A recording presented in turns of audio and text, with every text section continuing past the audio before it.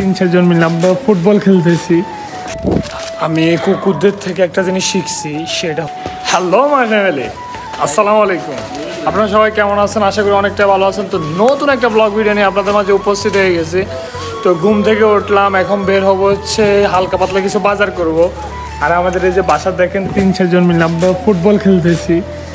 এই রবিন, তারপরে হচ্ছে জুনায়েদ, আমরা সবাই মিলে ফুটবল খেলতেছি হালকা পাতলা। সকালবেলা নাস্তা করতেছি, যে 1টা বাজতেছে। এই যে চমচা নিলাম, সিঙ্গারা নিলাম। আর এই ওরূপে বান্দাটা আমি আসলে আমার সাথে যা করে বলার বাইরে। এই যে দেখেন, এই যে দেখা যাইতেছে। তো গাইজ আলহামদুলিল্লাহ বাসা থেকে বের হতেছি দোকান নিয়ে। এই যে দোকান, ব্যাগ ট্যাগ সবকিছু রেডি। এই যে দাদা না তিন দাঁড়ায় আছে, আমার তো চকলেট নিবে। টাটা দে, টাটা দাও, টাটা দাও, টাটা টাটা দাও, টাটা দাও। আপনি দে, আপনি দে, পক্ক দাও বাবুরি। তো গাইজ আলহামদুলিল্লাহ মোটামুটি দোকানদারি নিয়ে বের হলাম। তো সেক্টরের কর্নারে আছে। আর সত্যি কথা যেটা মোটামুটি ভালো একটা টাইমে বেরিয়েছি, খারাপ টাইমে বের হয় নাই। আর আজকে একটু লেট হওয়ার কারণ, হালকা লেট হয়েছে, বেশি লেট হয় নাই। লেট হওয়ার কারণটা হচ্ছে আমি ইউটিউবে শর্টস ভিডিওর আমি আজকে নেই নেই, হঠাৎ করে বাসা থেকে জুতা পরে ফেলছি, সব কিছু রেডি বের হইতেছি। এই সময় আমার খেয়াল হয়েছে যে আমি শর্ট ভিডিও করি নাই। তো পরে আবার বাসায় সব কিছু খুলে রাইখে তারপর শর্ট ভিডিও করছি, শর্ট ভিডিও করে তারপর দোকান নিয়ে বেরোইছি। এই জন্য সামান্য পরিমাণে লেট হয়েছে। আর আরেকটা বিষয় আপনাদেরকে বলি, আমার রং চা কিন্তু আমি ভালো বিক্রি হয়, কিন্তু ভাবতেছি দুধ চা উঠানোর জন্য। সত্যি একটা কথা বলি আপনাদেরকে, রং চা বিক্রি করলে যেরকম প্রফিট হয়, কিন্তু দুধ চা বিক্রি করলে এতটা প্রফিট হয় না। তবু আমি ভাবতেছি যে কি ধরেন আপনার একটা ভালো করে একটা দুধ চা যদি তৈরি করি, কমসে কম একবারে কমের ভিতর বললে আপনার 10 টাকা লাগে, ধরেন আপনি 15 টাকা বিক্রি করতে হবে। কিন্তু আমি সেই জায়গায় যদি এখানে 15 টাকা যদি দুধ চা বিক্রি করি, প্রায় মানুষে খাবে না। এই জন্য ভাবতেছি একবার ভাবতেছি দুধ চাতে রেডি করবো, আবার ভাবতেছি দুধ চা রেডি করবো না, রং চা আছে রং চাই ভালো।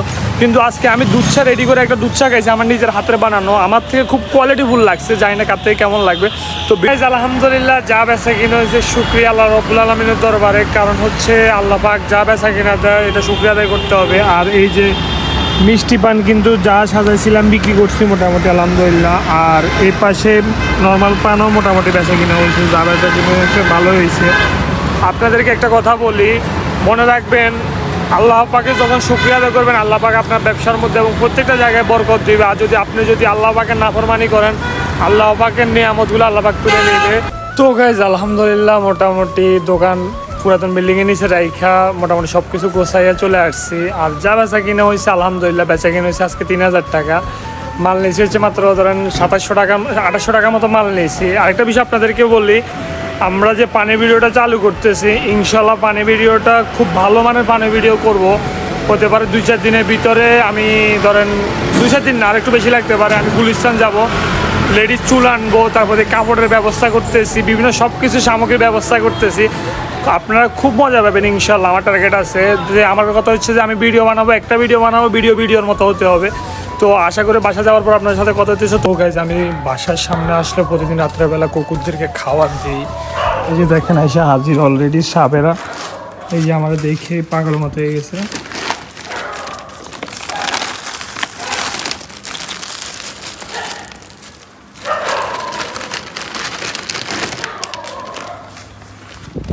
আমি কুকুরদের থেকে একটা জিনিস শিখছি, সেটা হচ্ছে কি জানেন, কিছুক্ষণ আগে একটা কুকুর প্রতিদিন আমি খাবার দিলে খাই, সে অর্ধেক পথ থেকে আমার দেখছে, দেখার পরে আমার পিছনে অর্ধেক পথ পর্যন্ত আসছে। সে মনে করছে আমি তারে খাবার দেবো না, কিন্তু আমি খাবার নিয়ে আসছি এখানে এনে, তারপরে খাবার দিচ্ছি অন্যগুলোকে।